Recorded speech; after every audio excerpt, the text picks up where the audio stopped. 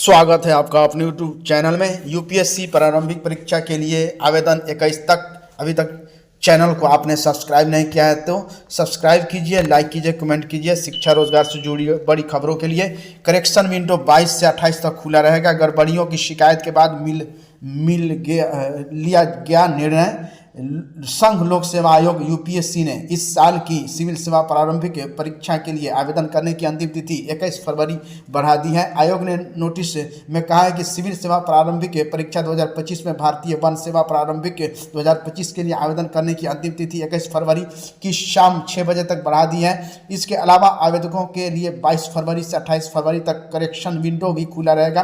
दरअसल आयोग ने हाल ही में परीक्षा के लिए अपनी ऑनलाइन आवेदन प्रणाली में कुछ बदलाव किए थे। कुछ उम्मीदवारों ने इसके माध्यम से आवेदन करते समय तकनीकी गड़बड़ियों की शिकायत की थी। Helpline UPSC online gov.in website पर उम्मीदवार आवेदन कर सकते हैं। सिविल सेवा परीक्षा की अधिसूचना जनवरी में जारी की गई थी और इसके लिए आवेदन करने की अंतिम तिथि 11 फरवरी थी। इससे इस महीने की शुरुआत में 18 फरवरी तक बढ़ा दिया गया है। सिविल सेवा प्रारंभिक परीक्षा 25 मई को आयोजित की जाएगी। कब की जाएगी? 25 मई को आयोजित की जाएगी यह परीक्षा। एसबीआई पीओ की प्रारंभिक परीक्षा 8 से एसबीआई ने पीओ नियुक्ति की प्रारंभिक परीक्षा की नई तिथि जारी कर दी है। परीक्षा 8, 16 और 24 मार्च को आयोजित की जाएगी।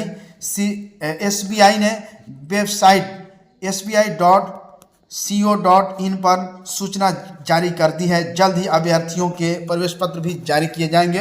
गौरतलब है कि पहले 8 और 15 मार्च को परीक्षा आयोजित होनी थी, वही अब यह परीक्षा 8, 16 और 24 मार्च को होगी। एडमिट कार्ड फरवरी के अंतिम या मार्च के पहले हफ्ते जारी होने की संभावना है। 600 पदों को भरने के लिए परीक्षा के 2 चरण होंगे। प्रारंभिक परीक्षा ऑनलाइन होगी और इसमें 100 अंकों के वस्तुनिष्ठ प्रश्न पूछे जाएंगे। परीक्षा में 3 खंड होंगे: अंग्रेजी भाषा, संख्यात्मक अभियोक्ता और तार्किक क्षमता। प्रत्येक खंड के लिए 20 मिनट का समय निर्धारित है। इस प्रकार पूरी परीक्षा 1 घंटे की होगी। अंग्रेजी भाषा खंड 30 अंकों का, संख्यात्मक अभियोक्ता 35 अंकों का और तार्किक क्षमता 35 अंकों का होगा। कुल मिलाकर 100 अंकों की परीक्षा होगी। प्रारंभिक परीक्षा में प्राप्त कुल अंकों के आधार पर श्रेणीवार मेधा सूची तैयार की जाएगी। इसके जरिए मुख्य परीक्षा के लिए छात्रों का चयन होगा।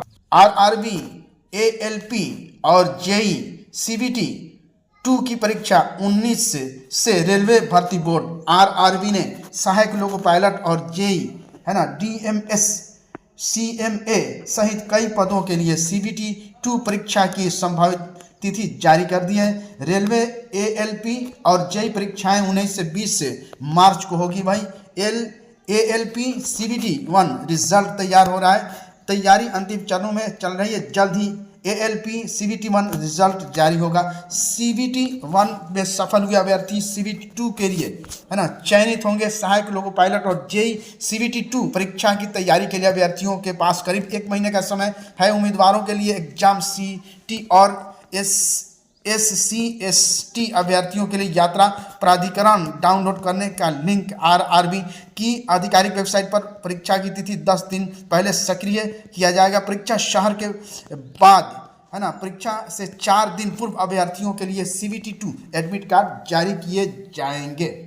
नीट यूजी के लिए 7 तक करें आवेदन। राष्ट्रीय परीक्षा एजेंसी एनटीए सरकारी और निजी मेडिकल कॉलेजों में स्नातक स्तरीय कोर्स में नामांकन के लिए नीट यूजी 2025 के लिए आवेदन स्वीकार कर रहा है। नीट यूजी 2025 के लिए अभ्यर्थी 7 मार्च तक वेबसाइट पर उपलब्ध लिंक के माध्यम से आवेदन कर सकते हैं। आवेदन में त्रुटि होने पर सुधार के लिए लिंक 9 से 11 मार्च तक उपलब्ध होगा। परीक्षा 4 मई को दोपहर 2 बजे से शाम 5 बजे तक होगी। परीक्षा का परिणाम 14 जून को संभावित है। एनटीए ने सलाह दी है कि आवेदन प्रक्रिया में कोई परेशानी होने पर हेल्पलाइन नंबर पर संपर्क कर सकते हैं। वेबसाइट पर सभी जानकारी उपलब्ध है। अतिथि शिक्षकों की नियुक्ति में जल्द मौका। शिक्षा विभाग संबंधित अभ्यर्थियों के कागजात की जांच कर रहा। जल्द ही बीपीएससी को विभाग भेजेगा इन सभी की जांच रिपोर्ट। तीसरे चरण में उच्च माध्यमिक शिक्षकों की नियुक्ति में अतिथि शिक्षकों को मौका देने के लिए शिक्षा विभाग की ओर से कवायद शुरू तेज हो गई है। विभाग ने अतिथि शिक्षकों की काउंसलिंग पूरी कर ली है। अब उनके कागजात का जांच हो रहा है। उनको वेटेज अंक प्रति वर्ष 5 अंक जोड़कर मिलेगा और इससे इनका रिजल्ट जारी होना था।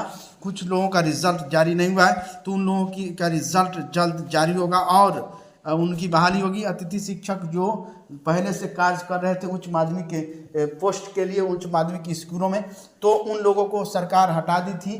तो उन लोगों ने लड़ाई लड़ी, तो बीपीएससी ने कहा कि प्रत्येक वर्ष को जोड़कर 5 अंक वेटेज अंक देकर उनका रिजल्ट प्रकाशित किया जाएगा। तो उनकी बहाली का मामला है, तो अब बीपीएससी उनको 5 अंक प्रति वर्ष जोड़कर और उनको देगा और उनका रिजल्ट जारी करेगा और उनकी बहाली होगी। प्रवेश परीक्षा के लिए डमी प्रवेश पत्र जारी। बिहार विद्यालय परीक्षा समिति प्रारंभिक शिक्षा में डिप्लोमा डीएलएड पाठ्यक्रम सत्र 2025 से 27 में नामांकन के लिए संयुक्त प्रवेश परीक्षा का द्वितीय डमी प्रवेश पत्र जारी कर दिया गया। डमी प्रवेश पत्र त्रुटि सुधार के लिए जारी किया गया। डमी प्रवेश पत्र 25 फरवरी तक समिति के वेबसाइट पर अपलोड रहेगा। अभ्यर्थी अपना यूजर आईडी और पासवर्ड डालकर उसे डाउनलोड कर सकते हैं। समिति ने कहा है कि अभ्यर्थी प्रवेश पत्र में दी गई जानकारी की जांच कर लें, इसमें कोई त्रुटि होगी तो उक्त वेबसाइट पर त्रुटि सुधार कर सकते हैं।